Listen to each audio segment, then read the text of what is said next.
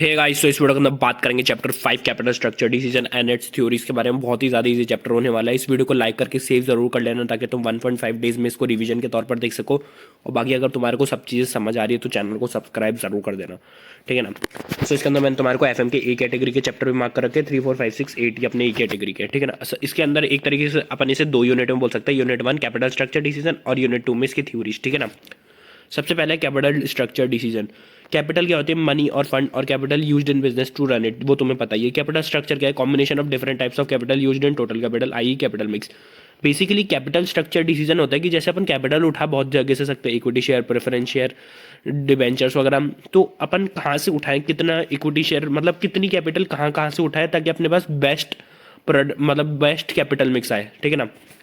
देखो total capital अपन को चाहिए 100 लाख, इक्विटी शेयर अपने पास 20 lakh, preference share 30 lakh, debenture 25 lakh और बैंक लोन 25 लाख। सो अपने पास डिफरेंट टाइप से अपन ने कैपिटल एक्वायर कर रखी है। इसे कहते हैं अपन capital structure. Capital structure decision, if we have different options of capital structure, that capital structure should be selected which fulfils our business objective.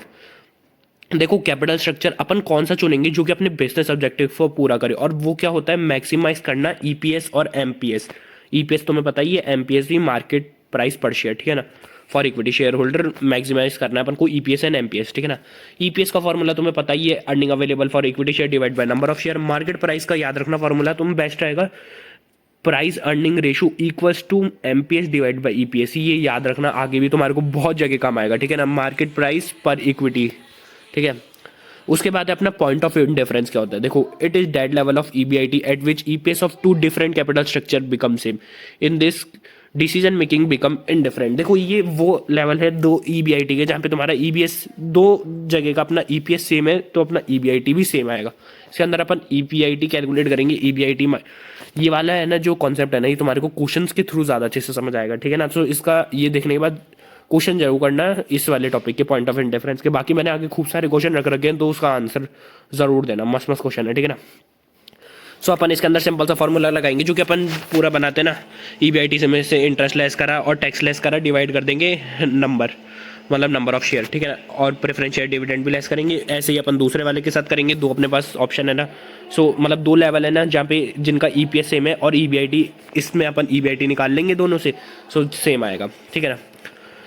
उसके बाद अपना no point of indifference can be calculated if number of equity shares in both cases are same. अगर number of share दोनों cases में same है तो अपन point of indifference नहीं निकाल सकते, ठीक है ना। पॉइंट ऑफ इंडिफरेंस वही है जहाँ पे level of EBIT of two different capital structure become same, मतलब जो दो ईपीएस है ना उनको निकालने के बाद अपना जो ईबीआईटी आ रहा है ना उन दोनों में वो सेम आ रहा है, ठीक है ना। सो है अपना point of indifference can be calculated only for two capital structure. दो कैपिटल स्ट्रक्चर में कैलकुलेट हो सकता है। अगर तीन दे रखे ना, जैसे मान लो ए बी सी दे रखे, तो इनको अपन को ऐसे कैलकुलेट करने पड़ेगा, ए बी बी सी ए सी ऐसे, ठीक है ना। फिर अपना decision making by point of indifference. अब जब तुम देखो इसको मैं ऐसे ही सुन लो, तुम्हें ऐसे ज़्यादा सही से समझ आ जाएगा और बाकी क्वेश्चन करने के बाद तुम्हारे को पूरा आ जाएगा। अगर तुम्हारा जो एक्सपेक्टेड ईबीआईटी जो अपन ने निकाला है वो अगर तुम्हारा कम आ रहा है तो अपन वाला सेलेक्ट करेंगे, मतलब तुम्हारा जो एक्सपेक्टेड ईबीआईटी है वो एक्चुअल ईबीआईटी से कम आ रहा है तो अपन सेलेक्ट करेंगे वाला कैपिटल स्ट्रक्चर जिसकी लो फिक्स्ड फाइनेंशियल कॉस्ट होगी।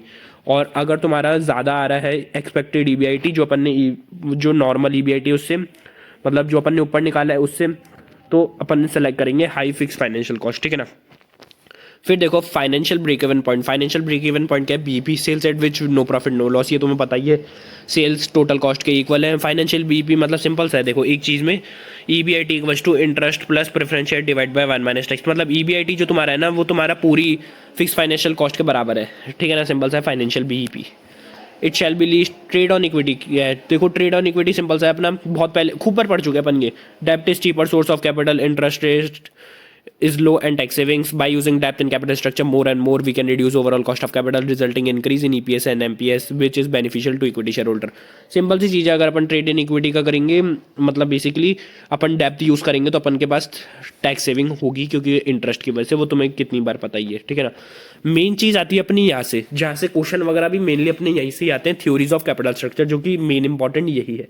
इसके अंदर अपन चार अप्रोच के बारे में बात करेंगे।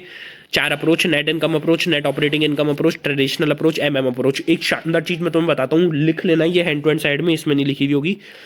Net income, net operating income, net operating होता है, नेट ऑपरेटिंग इनकम का मतलब होता है ईबीआईटी, लिख लो साइड में, नेट ऑपरेटिंग का मतलब होता है ईबीआईटी, और नेट इनकम का मतलब होता है ईबीआईटी में से इंटरेस्ट लेस कर देंगे और टैक्स लेस कर देंगे, वो होती है अपनी नेट इनकम, ठीक है ना।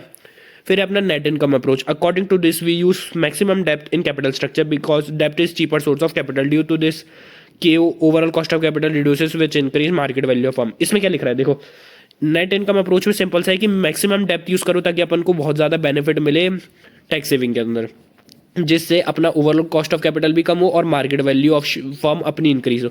इसमें अजम्पशन क्या लेते हैं कि अपने पास डेप्थ एंड इक्विटी ही यूज कर रहे हैं अपन कैपिटल में, डेप्थ एंड इक्विटी यूज कर रहे हैं, मतलब प्रेफरेंस शेयर नाम की कोई चीज़ नहीं है इसके अकॉर्डिंग, ठीक है ना, अजम्पशन सही है। और है अपना के डी इज लेस देन के ई, मतलब के ई अपना ज़्यादा रहेगा।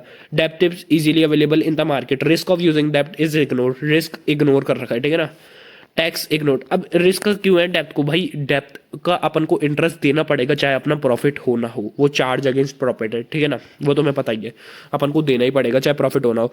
टैक्स इसमें इग्नोर कर रहा है, ठीक है ना, और 100% डिविडेंड पे आउट रेशो, मतलब अपन सारा डिविडेंड देते हैं, कुछ भी रिटेन नहीं करते। अब कॉन्सेप्चुअली समझना फॉर्मूला को, देखो सबसे पहले अपन निकालते हैं वैल्यू ऑफ फर्म, वी से वैल्यू ऑफ फर्म, एस से market value of equity share, और डी से मार्केट वैल्यू ऑफ डेप्थ, ठीक है ना। सो मार्केट वैल्यू ऑफ फर्म निकालने का फॉर्मूला रहेगा market value of equity share, market value of depth, ये याद रखना, ई की जगह यहाँ पे एस लेना, ठीक है ना, सिंपल सी चीज़। फिर अपना सिंपल सा फॉर्मूला, अब अपन को निकालना है market value of equity share, इसको अपन निकालेंगे नेट इनकम। देखो ये नेट इनकम कैसे हुई, इसके अंदर अपन ने ईबीआईटी में से इंटरेस्ट लेस करा, अब टैक्स भी लेस करते क्योंकि, लेकिन टैक्स तो इग्नोर कर रखा है तो टैक्स तो है ही नहीं, साथ ही साथ अपन प्रेफरेंस शेयर डिविडेंड भी लेस करते, लेकिन इसमें ही तो कहा इसने प्रेफरेंस शेयर डिविडेंड ऐसी तो कोई कैपिटल होती नहीं है, इसलिए अपना सिंपल सा रहेगा ईबीआईटी में से इंटरेस्ट लेस कर देंगे, डिवाइड कर देंगे कॉस्ट ऑफ इक्विटी से, ताकि अपने पास वो कैपिटलाइज वैल्यू आ जाए, मतलब market value of equity share. Hopefully तुम्हें समझ आया होगा फॉर्मूला कैसे बना है, नहीं आया तो पीछे करके देख लेना, कोई प्रॉब्लम नहीं है, ठीक है ना। फिर अपन निकालेंगे ओवरऑल कॉस्ट ऑफ कैपिटल, जिसमें अपन EBIT divided by value of firm into 100 कर देंगे, जैसे अपना ओवरऑल कॉस्ट ऑफ कैपिटल आ जाएगा सिंपली, ठीक है ना। फिर अपना स्ट्रक्चर कैपिटल कितना ही बदले बट ईबीआईटी नहीं बदलता, अपना कैपिटल स्ट्रक्चर अपन चाहे डेप्थ इक्विटी कुछ भी कर रहे हैं, कितना कितने अमाउंट का कुछ भी कर रहे हैं, तो उससे अपना ईबीआईटी में कोई चेंज नहीं आएगा, क्योंकि ईबीआईटी के बाद आ रहा है ना इंटरेस्ट, अब अपन डिबेंचर बदलेंगे तो उसके बाद आ रहा है ना इंटरेस्ट, तो ईबीआईटी में तो घंटा ही कोई फर्क नहीं पड़ेगा, ठीक है ना। अब तुम एक क्वेश्चन कर सकते हो, मैं तुम्हारे को बोल देता हूँ, क्योंकि मेरी हैंड राइटिंग अच्छी है तो तुम्हें समझ नहीं आ रही होगी, इसलिए मैं तुम्हें बोल देता हूँ, ये लिख लेना और फिर तुम वीडियो पॉज करके क्वेश्चन सॉल्व करना, जिससे तुम्हारा बहुत सही रहेगा। और फिर मैं तुम्हें अभी आंसर दिखाता हूँ, ठीक है ना। X limited has equity share of 15 lakh and 12% depth of 5 lakh, ठीक है ना। ईबीआईटी है 3,80,000, के ही दे रखा है 16%। Now company wants to raise डेप्थ by ₹7 lakh after retiring equity share of same amount, equity share of same amount, what will be the effect as per NI approach, मतलब NI approach अपन को लगाना है, ठीक है ना। तुम पॉज करके एक बार इसे सॉल्व कर सकते हो, फिर मैं तुम्हें बताता हूँ, ठीक है ना। दो केस हो गए बेसिकली इसमें। सबसे पहला देखो क्या है, अपने पास इक्विटी दे रखा है और प्रपोज्ड अपन को दे रखा है कि अपन इक्विटी शेयर 7 लाख की अपन रिटायर कर रहे हैं, तो 7 लाख की कम हो जाएगी और उधर से 7 लाख की बढ़ जाएगी डेप्थ में से। सिंपल सा तुम्हें लिखे दिख रहा होगा, इक्विटी शेयर 15 लाख प्रेजेंट में, और उधर है अपनी प्रपोज्ड में हो जाएगी फिर 8 लाख, क्योंकि अपन ने वो 7 लाख से इक्विटी को कम करा, रिटायर करा और डिबेंचर को बढ़ाया। ईबीआईटी अपना सेम है के ही। अब अपन फॉर्मूले लगा के तीनों चीज़ें निकाल लेंगे, वैल्यू फॉर्म 25 लाख और 26,75,000।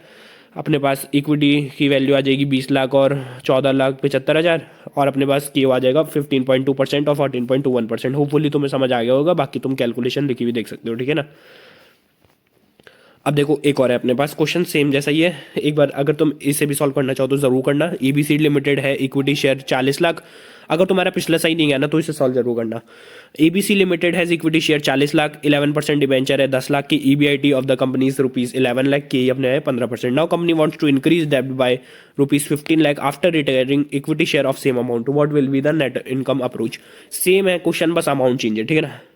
सो इसके अंदर तुम देख सकते हो आंसर तुम्हारे को मिल जाएगा, वैल्यू फर्म का 76 लाख, 80 लाख, और equity market value of equity share 66 lakh, 55 lakh, overall cost अपन को 14.47% एंड 13.75%, ठीक है ना।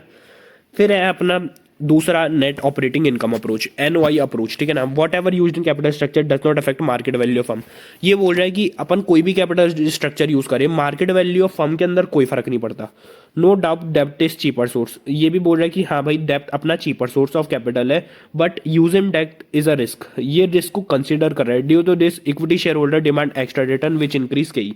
देखो अब अपने पास है इक्विटी शेयर, और है डेप्थ। अब डेप्थ वालों को क्या है कि हाँ यार उनका रिस्क ज़्यादा है, लेकिन इक्विटी शेयर वाले क्या है, उनको तो भाई पैसा नहीं भी दिया तो भी अपन चाहे तो उनको पैसा ना दे, तो इक्विटी शेयर के पास तो और ज़्यादा रिस्क है, इसलिए वो लोग एक्स्ट्रा रिटर्न डिमांड करते हैं। सिंपल सी चीज़ है, ठीक है ना। सो इसके अंदर सिंपल सा लिख रखा है, जो अपन को टैक्स बेनिफिट मिलेगा ना डेप्थ पे, वो कंपनसेट हो जाएगा जो अपन ने एक्स्ट्रा रिटर्न दिया ना इक्विटी शेयर होल्डर को। एक्स्ट्रा रिटर्न मतलब सिंपल सी वही है, उनको क्या अपने पास कोई श्योरिटी नहीं है कि उनको अपन रिफंड कर देंगे पूरे पैसे, मतलब उनके जितने पैसे उनकी कैपिटल के मिल जाएंगे या फिर कैपिटल एप्रिसिएशन कुछ भी, इसलिए अपन उनको एक्स्ट्रा रिटर्न मतलब एक्स्ट्रा रिटर्न वो लोग रिक्वायर्ड करते हैं। सो अपना जो बेनिफिट ऑफ दैट होगा वो कंपनसेट कर देगा इंटरेस्ट ऑफ के, ठीक है ना। So K O and market value remain constant ये वाले मेथड के अंदर। अजम्पशन वही है, ई इक्विटी और डेप्थ ही अपने पास कैपिटल में, के ई ज़्यादा है के डी से, रिस्क इसमें कंसिडर कर रहा है, टैक्स इग्नोर कर रहा है, 100% डिविडेंड पे आउट रेशियो है, के ओ इसके अंदर कांस्टेंट है। अब देखो मैं तुम्हारे को एक शानदार सी चीज बताने वाला हूँ। जैसे अपन ने जो ऊपर के 3 फॉर्मूले पढ़े थे ना, फॉर्मूले बिल्कुल सेम है, बस एक चीज ये है कि जो अपन ने पहले वाले मेथड के अंदर तीसरा वाला फॉर्मूला यूज करा था ना, उसको तुम्हें पहले में यूज करना है, क्योंकि इसमें के कांस्टेंट है ना, तो तुम्हारे को कुछ और चीज पूछेगा इसके अंदर, मतलब इसके अंदर कॉस्ट ऑफ इक्विटी पूछेगा, ठीक है ना। सो अपन का जो फर्स्ट मेथड के अंदर तीसरा वाला फॉर्मूला था, इसमें अपन को उसे फर्स्ट में यूज करना है, और जो फर्स्ट वाला फॉर्मूला था उसे सेकंड में, और जो अपना सेकंड वाला फॉर्मूला था उसे थर्ड में, ठीक है ना। सो ऐसा इसके अंदर सिंपल सा चेंज है, बाकी तुम इसको सॉल्व करोगे सिंपल से तुम्हें आ जाएंगे क्वेश्चन। एक एग्जांपल के तौर पे तुम ये वाला क्वेश्चन कर सकते हो। एक्स लिमिटेड की इक्विटी शेयर दे रखे हैं 60 लाख, 12% डिबेंचर दे रखे हैं 20 लाख, ईबीआईटी दे रखा है अपन को 14,50,000 और केओ दे रखा है 16%। नाउ कंपनी वांट्स रेज डेब्ट by ₹30 lakh after retiring equity share of same amount, what effect as per net operating income approach. Simple सा तुम वीडियो पॉज करके सॉल्व कर सकते हो। देखो क्वेश्चन सॉल्व करोगे ना तो ही मानो मतलब का, वरना तो फालतू रहेगा तुम्हारे लिए वीडियो, ठीक है ना। सो इसका सिंपल से अपन को इसने बोला कि 30 लाख अपन को रिटायर करना है इक्विटी शेयर होल्डर से, जो कि अपन 60 लाख से 30 लाख कर देंगे और 20 लाख अपन उधर बढ़ा देंगे डेप्थ के अंदर, तो 50 लाख हो जाएगा, ठीक है ना। अब देखो इसके अंदर अपन मैंने कहा था ना तुम्हारे को सबसे पहले क्यू वाला फॉर्मूला लाएगा, जिससे अपनी वैल्यू ऑफ फर्म आएगी 90,62,590, दोनों में सेम आएगी। ये हमेशा ये तीसरा वाला फॉर्मूला अपना सेम रहेगा, मतलब पहला वाला इस केस के अंदर, इस मेथड के अंदर, ठीक है ना। फिर अपनी वैल्यू आ जाएगी 70,60,500, 40,60,500। तुम कैलकुलेशन चेक कर सकते हो, इसके अंदर कोई दिक्कत नहीं है, ठीक है ना। कॉस्ट ऑफ इक्विटी अपनी आ जाएगी 17.13% एंड 20.923%, ठीक है ना, सिंपल सी चीज़। फिर अपना तीसरा मेथड ट्रेडिशनल अप्रोच, सबसे इंपॉर्टेंट मेथड अपना रहेगा, मतलब स्टार्टिंग का तो है ही एक जो अपन ने 3 फॉर्मूले याद करे, अब इसके बाद जो लास्ट वाला मेथड है ना वो इंपॉर्टेंट रहेगा, ठीक है ना। उसमें आर्बिट्रेज प्रोसेस वो भी सब मैं बताऊंगा बहुत ही इजी वे में। ट्रेडिशनल अप्रोच क्या है, according to that is cheaper source of capital but using डेप्थ हैज ये रिस्क। ये बोल रहा है कि हाँ भाई डेप्थ पता है चीपर सोर्स है, बट उसके अंदर रिस्क है, ठीक है ना। इफ वी यूज डेप्थ up to a limit then we can take its benefit, as up to such limit risk does not effect, so KO can reduce and market value of firm can increase. पहला वाला बोल रहा था कि यार मजे से डेप्थ यूज करो, दूसरा वाला बोल रहा था कुछ भी यूज करो कोई फर्क नहीं पड़ेगा, क्योंकि डेप्थ का बेनिफिट अपन को इक्विटी शेयर होल्डर को जो एक्स्ट्रा रिटर्न देने में है उसमें कंपनसेट हो जाएगा। ये बोल रहा है कि डेप्थ को यूज करो और उसके अंदर रिस्क है, लेकिन एक लिमिट तक यूज करो जहां पे अपना रिस्क अफेक्ट नहीं कर रहा, और उसके बाद उसको यूज करना बंद कर दो, ये बहुत ही ज्यादा सही रहेगा। So KO can reduce and market value can increase, ठीक है ना। सो देखो क्या है, beyond such limit risk started to increase which increase K, so benefit of compensated by increase K due to this, ठीक है ठीक है ठीक है। इसको अपन समझते बिल्कुल चार्ट से। देखो वैल्यू ऑफ फर्म दे रखा है अपन को और अमाउंट ऑफ डेप्थ दे रखा है। अब अमाउंट ऑफ डेप्थ अपन ने फर्स्ट केस के अंदर एक लिमिट तक अपन को सही रखा, तो अपना बेनिफिट ऑफ डेप्थ ज्यादा है इंक्रीज कॉस्ट ऑफ इक्विटी से, सो अपना केओ जो होगा वो रिड्यूस हो जाएगा और वैल्यू ऑफ फर्म इंक्रीज हो जाएगी। दूसरी चीज बेनिफिट ऑफ डेप्ट जो है ना अपना वो बराबर हो गया इंक्रीज केस से, क्योंकि अपन ने और ज्यादा अमाउंट का डेप्ट ले लिया ना, सो उस केस के अंदर जितना बेनिफिट मिल रहा है ना डेप्ट का उतना ही अपना कंपनसेट हो रहा है के के अंदर, तो अपना के और वी मतलब market value of firm constant हो जाएगा। तीसरा केस है अपना बेनिफिट, अपन ने और ज्यादा अमाउंट का डेप्ट ले लिया, अब अपन के पास रिस्क बहुत ज्यादा हो गया, तो बेनिफिट ऑफ डेप्ट कम हो गया बल्कि इंक्रीज के ही ज्यादा हो गया, सो अपना के जो होगा वो अपना इंक्रीज हो जाएगा और वैल्यू ऑफ फर्म डिक्रीज हो जाएगा, सिंपल सी चीज, ठीक है ना। मेन मेथड अपना और अजम्पशन फार्मूले सेम है अपने पास ऊपर वाले मेथड के, ठीक है ना। सबसे मेन मेथड आता है अपना एमएम मेथड, एमएम अप्रोच, ठीक है ना। According to this whatever used in capital structure does not affect market value of firm in long run. ये बोल रहा है कि कोई भी कैपिटल स्ट्रक्चर यूज कर लो लेकिन लॉन्ग रन के अंदर अपनी मार्केट वैल्यू ऑफ फर्म पे कोई इफेक्ट नहीं आएगा। वो कैसे, इन long run arbitrage process apply विच रिमूव प्राइसिंग डिफरेंस। ये क्या होता है अब देखना पूरा। For this understanding, MM took example of two companies which are in same respect except they are levered company and other is unlevered company. एक arbitrage process apply होगा जिससे दो कंपनियां हैं, एक है लिवर्ड कंपनी, और पूरी बात करते हैं, ठीक है ना। Arbitrage process means to purchase from lower price market and sell it higher price market, ठीक है ना। लीवर्ड कंपनी का मतलब है कंपनी जो डेब्ट भी यूज कर रही है, इक्विटी भी यूज कर रही है, और अनलिवर्ड मतलब जो होली इक्विटी यूज कर रही है, ठीक है ना। दो कंपनियां हैं। अब अपना मैं तुम्हें बताऊंगा आर्बिट्रेज प्रोसेस क्या होता है। देखो दो कंपनियां हैं, एक्स लिमिटेड और वाई लिमिटेड। एक्स लिमिटेड है अपनी लीवर्ड कंपनी, वाई लिमिटेड है अपनी अनलिवर्ड कंपनी, जो कि दोनों सेम इन ऑल रिस्पेक्ट, मतलब बिल्कुल सेम कंपनी है, ठीक है ना। इसको तुम एक तरीके से ऐसे ही मान सकते हो कि जैसे एक कंपनी है जो बीएससी पे 85 रुपीज़ बता रही है और एनएससी पे 80 रुपीज़ बता रही है, ठीक है ना, market price of equity share. अब क्या होगा खुद ही सोचो। अब जो प्राइस ये वाले करते हैं ना, जो इन्वेस्टर टाइप होते हैं, जो कि प्राइस ऐसे 80 में खरीद के 85 में बेचेंगे, जो इस प्रॉफिट से कमाना चाहते, मतलब ऐसे प्रॉफिट कमाना चाहते हैं, तो क्या करेंगे, 80 रुपये का खरीदेंगे और 85 में बेच देंगे। अब देखो 80 का तुम खरीदोगे, so buy shares of Y limited, जिससे क्या होगा, इसको खरीदोगे तो इसकी डिमांड ज़्यादा हो जाएगी, सप्लाई कम हो जाएगी, इसकी supply demand of shares increase, so price इसकी बढ़ने लग जाएगी, क्योंकि इसकी सब लोग इसको खरीदने में लग रहे हैं, तो भाई इसकी शॉर्टेज हो जाएगी, तो इसकी प्राइस बढ़ जाएगी। और वहीं 85 वाले को अपन लोग सब लोग सेल कर रहे हैं शेयर्स ऑफ एक्स लिमिटेड, मतलब 85 के शेयर सब लोग बेच रहे हैं, तो मार्केट में कितनी ज़्यादा सप्लाई हो गई उसकी, तो उससे उसकी प्राइस कम हो जाएगी। सो एक्स लिमिटेड की प्राइस कम होगी, वाई लिमिटेड की बढ़ेगी। ऐसे इसकी कम होते हुए इसकी बढ़ते इसकी बराबर जब हो जाएगी ना, तो अपना आर्बिट्रेज प्रोसेस स्टॉप हो जाएगा। सिंपल सी चीज़ ये है। इसका मतलब यही कि अपना लॉन्ग टर्म के अंदर मार्केट वैल्यू कुछ भी अफेक्ट नहीं होगा, ठीक है ना। उसके बाद अजम्पशन क्या दे रखी है, देखो वही अपनी only equity and depth use, मतलब नो प्रेफरेंस शेयर एग्जिस्ट। के ई ज़्यादा है, केडी से परफेक्ट कैपिटल मार्केट है, जो तुमने इकोनॉमिक्स में पढ़ाई होगा फाउंडेशन के अंदर। No transaction cost of buying और सेलिंग ऑफ शेयर, सिंपल सी चीज़ है। कोई भी अपने पास जो भी खर्चे लगते हैं ना, ब्रोकरेज वगैरह, कुछ भी एसटीटी वगैरह, कुछ भी नहीं लग रहा, ट्रांजैक्शन कॉस्ट नहीं लग रही, इसका अजम्पशन है ये, ठीक है ना। Investor are rational, initially tax was ignored, later it is considered, simple सी चीज। अब देखो इसके फॉर्मूले क्या है, एमएम विदाउट टैक्स, अगर विदाउट टैक्स है तो सेम एज पर पुराने जो है वो सेम है। टैक्स के साथ क्या है, इंटरेस्ट ऑन डेप्ट is deductible expense from income tax point of view. Obvious सी बात है, इंटरेस्ट ऑफ ऑन डिबेंचर अपन के पास डिडक्टेबल है, अपने पास इनकम टैक्स की जब कैलकुलेशन करते हैं, जो तुमने टैक्सेशन में पढ़ाई होगा।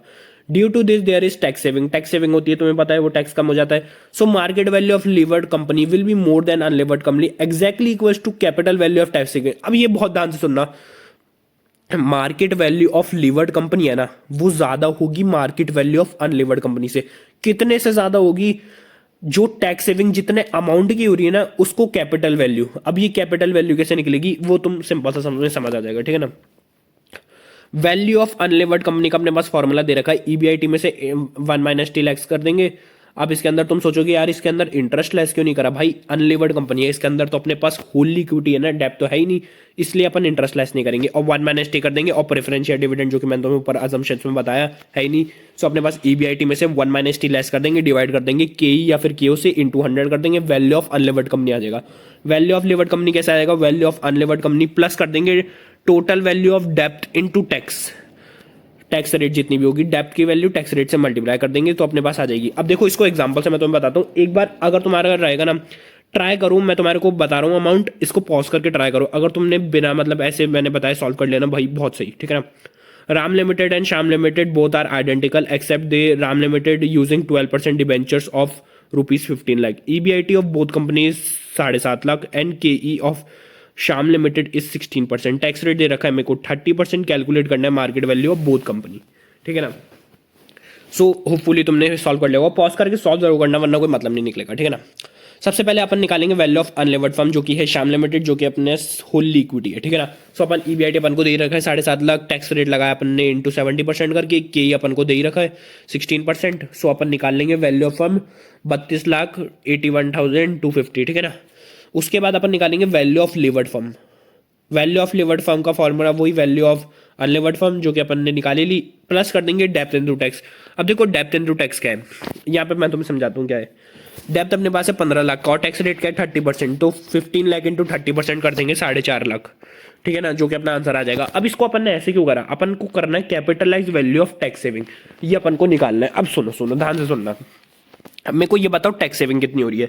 देखो 15 लाख है और अपने पास 12% इंटरेस्ट है, तो 1,80,000 रुपए का अपन ने इंटरेस्ट लेस करा, मतलब 1,80,000 रुपए पे 30% अपन ने टैक्स बचाया।